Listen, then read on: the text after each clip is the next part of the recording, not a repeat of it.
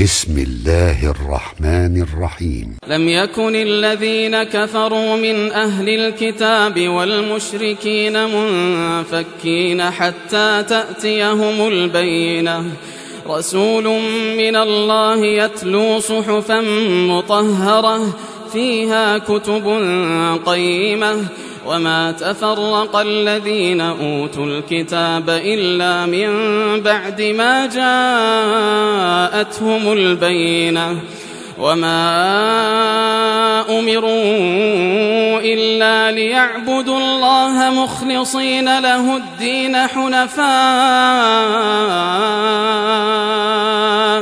حنفاء ويقيموا الصلاة ويؤتوا الزكاة وذلك دين القيمة. إن الذين كفروا من أهل الكتاب والمشركين في نار جهنم خالدين فيها، أولئك هم شر البرية. إن الذين آمنوا وعملوا الصالحات أولئك هم خير البرية، جزاؤهم عند ربهم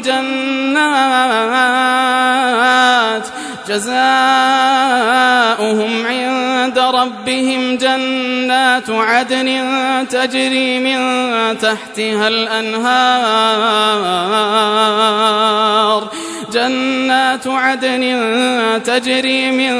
تحتها الأنهار خالدين فيها